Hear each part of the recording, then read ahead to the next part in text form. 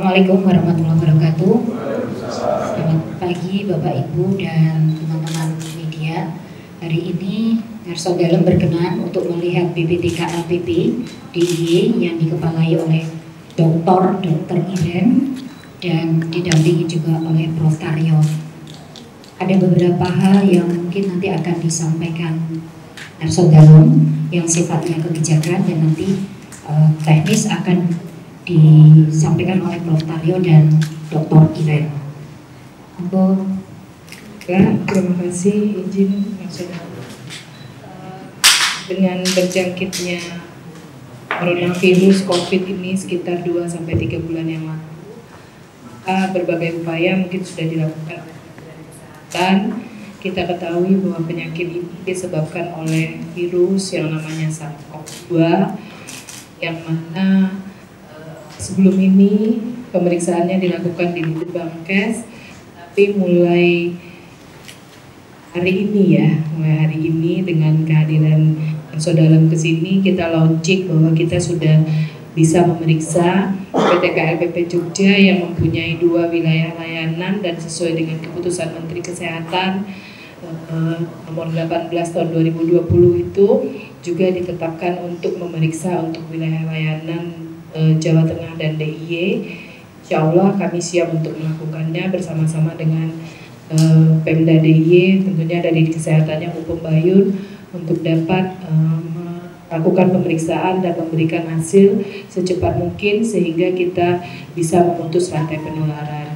Jadi semakin cepat kita tahu hasilnya positif atau negatif, upaya-upaya dan tindakan-tindakan yang harus dilakukan semakin cepat diambil sehingga kita lebih dapat melindungi masyarakat. Mungkin gitu, Saudara. Assalamualaikum warahmatullahi wabarakatuh. Salam sejahtera untuk kita semuanya, teman-teman pers yang saya hormati, bapak-bapak, ibu-ibu sekalian yang saya hormati pula.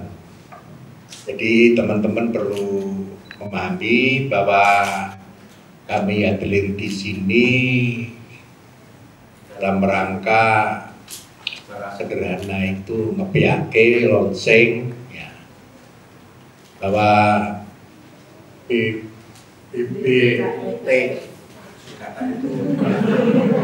BPTK LPP Yogyakarta itu berdasarkan keputusan Pak Menteri Kesehatan dimungkinkan juga bisa memeriksa sampel untuk virus corona yang tadi sudah disampaikan untuk wilayah Jawa Tengah. Jadi dengan itu harapan saya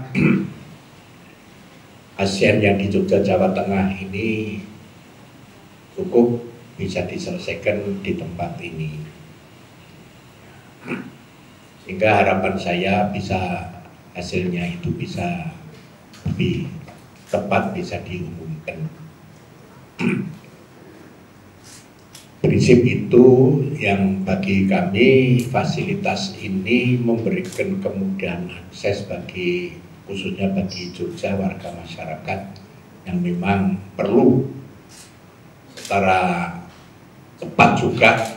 Kita perlu tahu pada posisi dia negatif atau positif, sehingga penanganan nanti dia berkomunikasi dengan orang lain pun mungkin juga bisa lebih cepat untuk kita lakukan.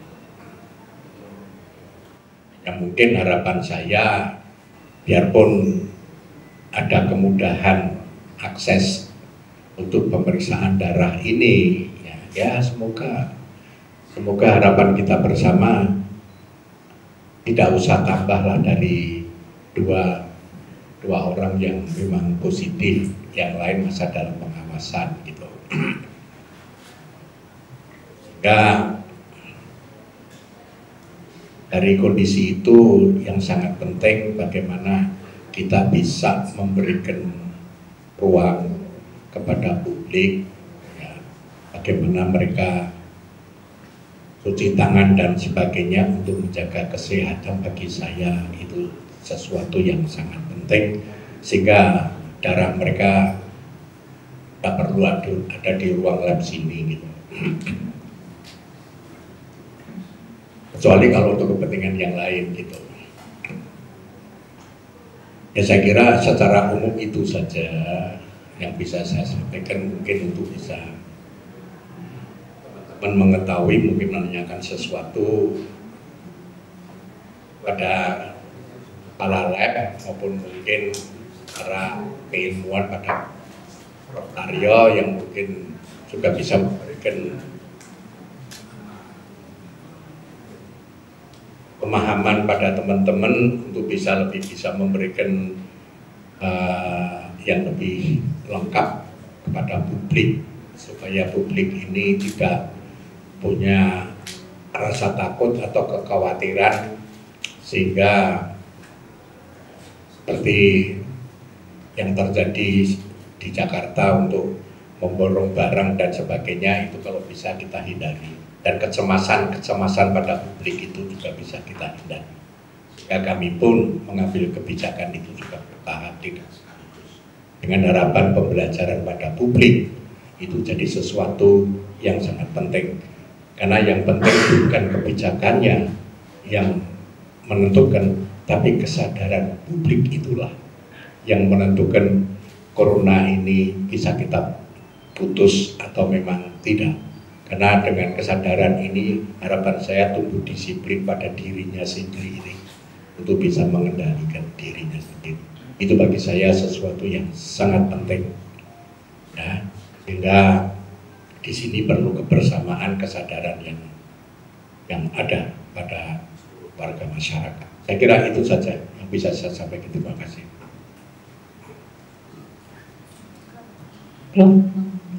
Baik, Bapak Ibu sekalian atau teman-teman media, mungkin ada yang mau disampaikan.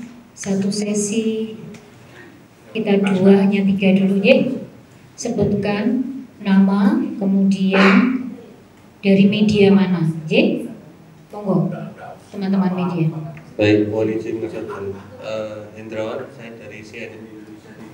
Ingin mengonfirmasi apa yang Pak Gubernur sampaikan baru saja tentang dua pasien positif corona di peningkatan dari 1 ke 2 itu kapan detailnya kira-kira seperti apa, seperti naiknya jumlah itu kapan dan saya dirawat di mana? Mas dulu Mas.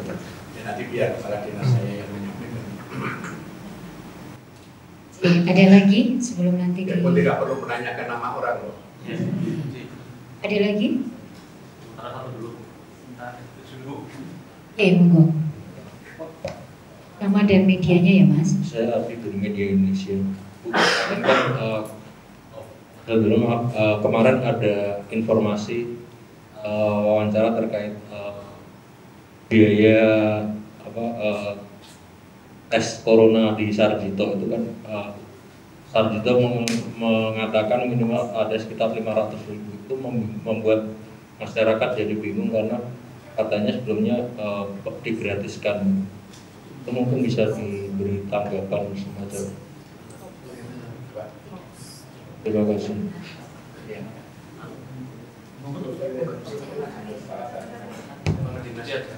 Baik, mohon izin Ngarso Dalam saya menyampaikan. Tadi Ngarso Dalam sudah ketika bahwa memang ada 2 pasien yang positif, kemarin 1, sekarang hari ini sudah terinfokan oleh pusat ditambah 1 lagi. Cuma memang secara resmi dari pusat belum ada, tapi kami sudah diberikan informasinya. Status pasien ini memang sudah dirawat di Sarjito, kemudian jenis kelaminnya laki-laki, usianya sekitar 57 tahun. Sampai di sini ya, jadi memang sudah dirawat di Sarjito. Kemudian tentang pemeriksaan yang di Sarjito. Jadi sebenarnya memang ada kesimpang siuran informasi ini. Kami sudah mengklarifikasi pagi ini sebenarnya pemeriksaan yang di Sarjito itu adalah pemeriksaan kesehatan, bukan pemeriksaan COVID-19. Perlu dipahamkan teman-teman bahwa ini adalah pemeriksaan kesehatan biasa, bukan biasa, tapi artinya pemeriksaan kesehatan. Sekali lagi tadi Bu Kepala BPTKL sudah menyampaikan pemeriksaan COVID yang khusus itu hingga hasilnya positif atau negatif itu hanya ada di laboratorium yang diberi kewenangan oleh Kementerian Kesehatan.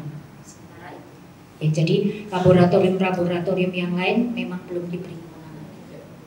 Ibu, untuk yang 57 tahun itu apakah yang baru saja kembali dari Jakarta? Yang kedua itu kalau di juru bicara COVID-19 itu di pasien nomor berapa? Oke, tadi kan sudah saya sampaikan bahwa dari pusat kan memang belum ada informasi itu.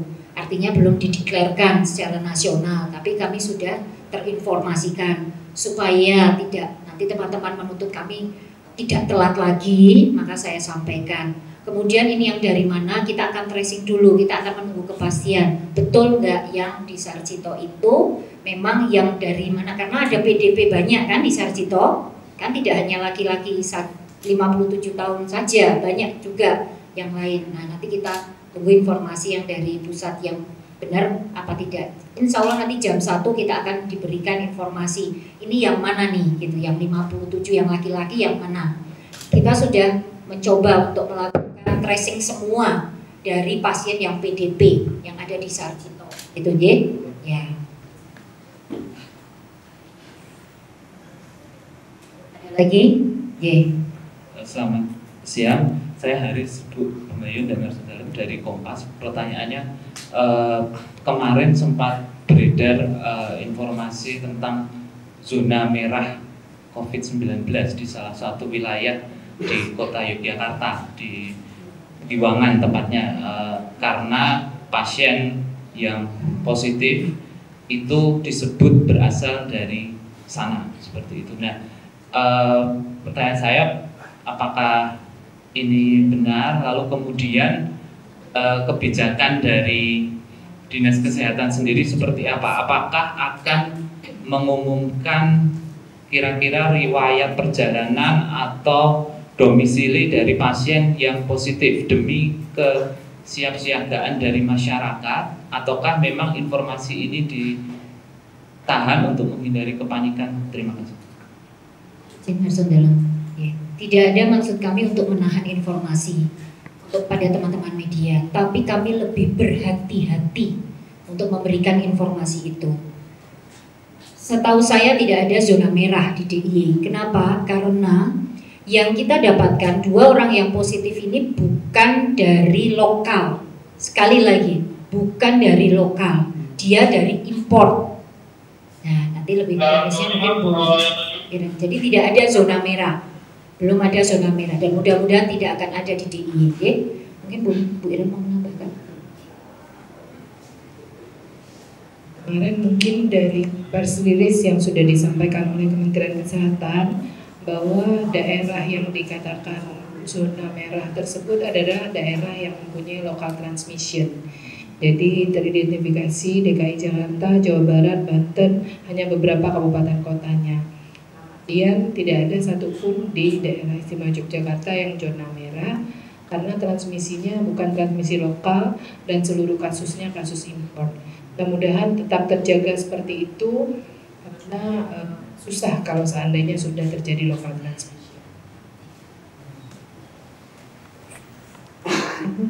Oke, cukup. Sambut. Satu lagi Selamat siang, dalam saya Vira dari Kedokteran Rakyat, terkait pembentukan untuk finalisasi gugus tugas penanganan COVID di DIY seperti apa, dan yang kedua terkait sektor pendidikan ya saat ini, apakah nanti akan diterapkan karena tidak libur ya dalam apakah akan sistem belajar, akan Jogja punya aplikasi Jogja belajar, apakah nanti akan diterapkan? Terima kasih. Jadi saya tadi sebelum ke sini sudah menandatangani gugus tugas. Jadi mungkin nanti sama Pak Sekda mungkin diumumkan gitu. Tadi sebelum ke sini saya sudah tanda tangan, sudah selesai gugus tugas itu. Hanya orangnya itu yang belum kita masukkan. Tapi unsur-unsurnya dari mana Itu dasarnya itu ada semua. Yang kedua, kami hati-hati untuk mengambil keputusan. Yang penting bagaimana keputusan gubernur itu bukan hanya maunya gubernur, tapi masyarakat itu harus memang siap untuk dengan ada keputusan gubernur itu. Jangan jadi objek karena saya merasa kuasa, akhirnya terserah saya memutuskan, tapi masyarakatnya nggak siap. Ada pengalaman 2006-2010, mestinya tidak seperti itu. Gitu. Bagaimana modal sosial masyarakat ini menjadi kekuatan, sehingga publik ini menjadi subjek di dalam berproses. Gitu. Karena yang bisa menjaga kesehatan adalah dirinya sendiri. Sehingga bisa diikuti. Nanti kami jam 4 sore di Gamelan, kami dialog pada kelompok-kelompok warga, asosiasi perhotelan, asosiasi pariwisata, Apindo dan sebagainya, kita akan dialog. Ya, sebetulnya teman-teman pengusaha ini seberapa jauh dia siap, dan sekiranya nanti kondisi lebih tidak bagus, biarpun itu tidak kita harapkan, tapi sampai siaga atau awas, kira-kira kamar yang kosong itu isinya berapa untuk tidak terjadi pemutusan hubungan kerja. Begini-begini kan kita perhitungkan, tidak sekedar pokoknya tidak boleh kan, tapi kita sendiri skakmat sendiri gitu. Jadi kita hati-hati. Itu nanti sore jam 4. Silakan kalau teman-teman pers mau mendengarkan dialog gitu. So, siang saya belum tahu jamnya, kami akan bertemu Bupati Wali Kota sama kepala-kepala dinas pendidikan.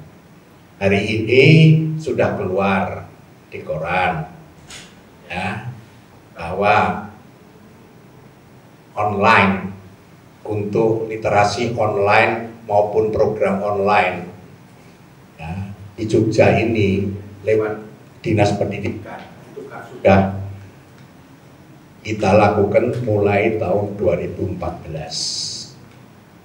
ya. Itu bisa cover seberapa jauh. Mungkin kalau baca berita kan itu sudah keluar, dengan harapan publik sudah membaca kan gitu. Publik sudah membaca, teman-teman pers juga membaca ya. Besok kita bicara sampai pada konteks seberapa jauh kalau online itu kita ajarkan mereka berada di rumah. Itu kira-kira di rumah itu yang punya laptop atau apapun kira-kira berapa persen? Apakah 70, 80 atau baru 40%? Biarpun dia bisa menggunakan laptop, tapi itu kan di sekolahnya. Karena kita punya program setiap sekolah 20 komputer, baik SD maupun SMP. Kalau SMA kan bisa punya potensi sendiri untuk bisa membuat itu.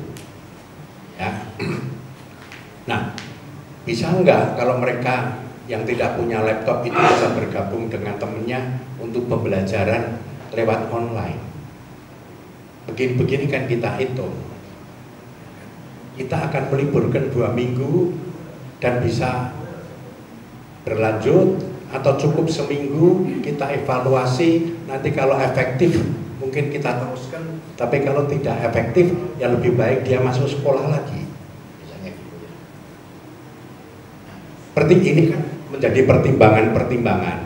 Yang penting tidak sekedar saya mengatakan kamu belajar online, tapi saya tidak mau tahu dia di rumah atau dia pergi dan sebagainya.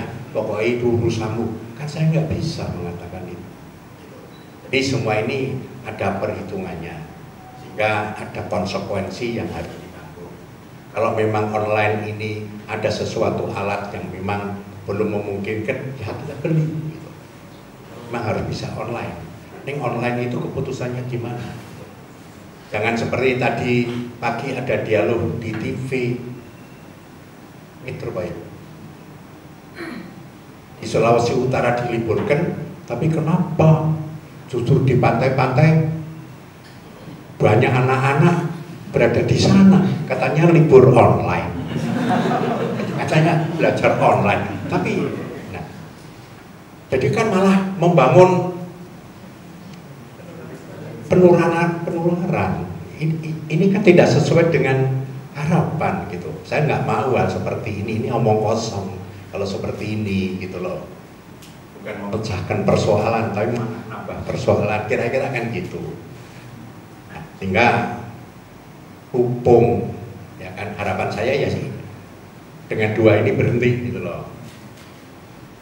Dengan kecil seperti ini kita masih punya ruang untuk mempersiapkan masyarakat untuk betul-betul bisa mengendalikan dirinya sendiri. Anak-anak juga begitu. Kita suruh online di rumah, ya memang di rumah untuk belajar gitu. Paling sedikit dengan belajar itu dia bisa kita kendalikan untuk tidak keluar rumah. Hal seperti ini harus bisa kita yakini gitu. Jadi kebijakan itu harus ada aplikasinya yang jelas. Itu aja. Tapi itu pertemuan baru besok, sehingga kita bisa tahu persis decision apa yang harus kita sampaikan.